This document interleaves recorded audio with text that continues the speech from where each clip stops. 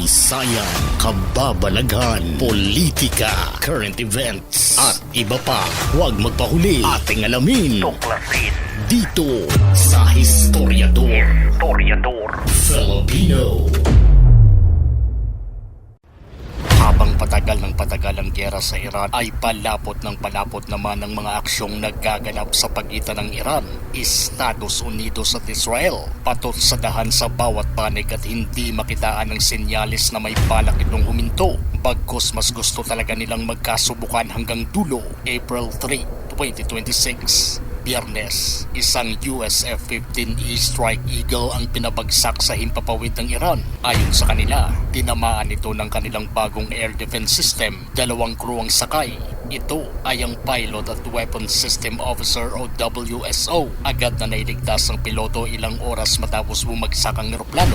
Ang Weapons System Officer naman ay naiwan sa bulubunduking bahagi ng Iran. Sugatan at nagtatago. Kaagad na nag-anunsyo ang Iran ng pabuyang $60,000 para sa ikadakip ng nakaligtas na Weapons System Officer.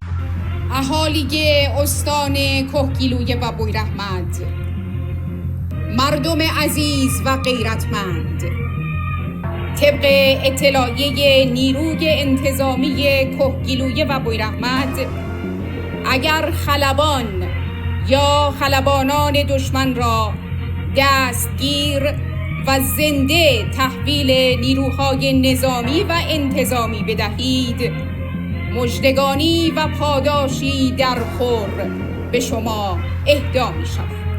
Kaagad na nagunahan ng tropa ng Iran at Estados Unidos sa paghahanap sa nawawalang crew. Kung gaano ka-importante sa Iran na makuha ang nawawalang Amerikano at maiharap sa national TV para mapahiya ang Estados Unidos, ay ganun rin ito ka-importante para sa mga Amerikano para matagpuan ito. Matinding kahihiyan ng sasapitin ng Estados Unidos kung sakaling maunahan sila ng Iran na mahanap at mahuli ito. Maliban sa mga sundalo ng IRGC na naghahanap sa Amerikano, ay may mga civilian rin na mga Iranians ang naghahanap dito at umaasang mabago ang kanilang buhay sa oras na mapasa kamay na nila ang pangakong $60,000 na pabuya. Ibinuhos ng Estados Unidos ang lahat ng kapasidad nila para mahanap ang nawawala nilang tropa gamit ang Special Forces, eroplano, drones at helicopters para masigurong hindi ito mapapasa kamay ng mga sundalo o civilian man ng Iran na naghahabol sa pabuya. Ayon sa Estados Unidos, kagad silang nakapasok sa lugar kung saan doon nila hinanap ang nawawala nilang tropa. Wala raw resistance na nangyari mula sa Iran.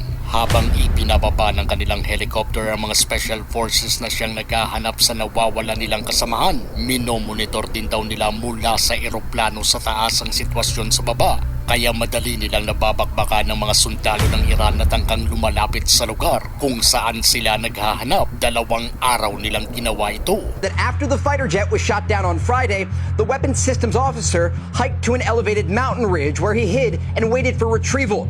The pilot of the jet was rescued by U.S. Special Forces on Friday, but President Trump said they waited to confirm as to not jeopardize the second operation. The president added, quote, "This is the first time in military memory that 2 U.S. pilots have been rescued separately deep in enemy territory. The IDF said they avoided striking this area as American planes and helicopters flew at a low altitude, hoping to find any sign of the service member." Kaagad na naglabas ang Iran ng pahayag kaugnay sa nangyaring rescue mission at sinabing 2 Chinook helicopters at Black Hawk ang napabagsak raw nila. Ang tanong, bagamat may video na naipakita ang Iran ng napabagsak nilang eroplano, pero ang tanong, ni isang crew ng bumagsak na helicopter ay wala man lang may natodas? The so-called rescue operation by the U.S. Army, planned as a deception and a hasty escape under the pretext of rescuing a downed pilot at an abandoned airfield south of Isfahan, was completely foiled by the timely presence of the armed forces of the Islamic Republic of Iran. Following prior intelligence, further investigations by experts on the scene revealed that 2 C-130 military transport aircraft and 2 Black Hawk helicopters, which the U.S. Army had used, were destroyed through the fulfillment of God's promise and with the help of the Almighty, and the fiery wrath of the Islamic forces and the powerful armed forces, which increased the level of successive failures of the U.S. Army. It has been proven to all that the weak and bankrupt American army is not considered the dominant and superior force in this imposed war, against the divine will of the armed forces of the Islamic Republic of Iran. Following this glorious and victorious operation, the defeated American president is hastily and deceitfully trying to escape the defeat through psychological warfare. And as in the past, he continues his ravings and scapegoating. However, the reality on the ground speaks for itself regarding the upper hand of the powerful armed forces of the Islamic Republic of Iran. Matindi ang babala ng Iran sa Estados Unidos sa tingin nilang miscalculation ng mga Amerikano sa kakayahan nilang mga taga-Iran. Bismillahirrahmanirrahim. برآوردهای غلط رئیس جمهور آمریکا و سران جنایتکار رژیم صهیونیستی باعث گردیده است که ملت قهرمان و دشمن ستیز و نیروهای مسلح مقتدر و شجاع ایران را با شاخصهای مادی و دنیایی خود بسنجند. چنین محاسبات اشتباهی حضور بی سابقه مردم بصیر و انقلابی در خیابانها و اقتدار و ایستادگی معجزه‌گون نیروهای مسلح در میدان نبرد را برای دشمن غیر قابل پیش بینی نموده است. این خطای راهبردی دشمنان آمریکایی و صهیونیستی ایران اسلامی آنها را تحقیر و در مسیر نابودی قرار داده است. آنها با خیالات و توهم فکر می‌کنند با جنگ تبلیغاتی و نمایش سلاح‌ها و تجهیزات به ظاهر پیشرفته نظامی و ترور کودکان، زنان، مردان، دانشمندان و فرماندهان شجاع نیروهای مسلح کشور خواهند توانست ایران مقتدر و سربلندی را که در طول تاریخ در برابر دشمنان خود سر فرود نیاورده است را تسلیم نمایند و یا به خیال خام و باطل خود بر تنگه هرمز تسلط پیدا کنند که این آرزو را تا ابد به گور خواهند برد.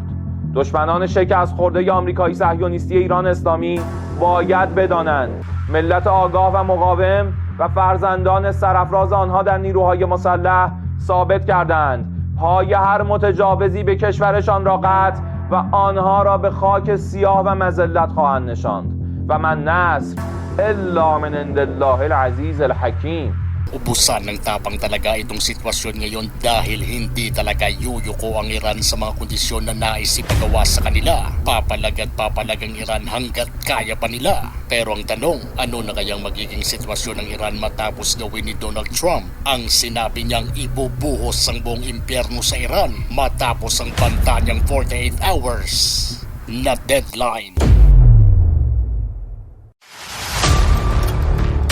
Kung gusto nyo ng mga ganitong klaseng videos, panoorin, pindutin ang notification bell, mag-subscribe at i-share sa mga kaibigan. Maraming salamat po hanggang sa susunod dito sa Historiador Filipino.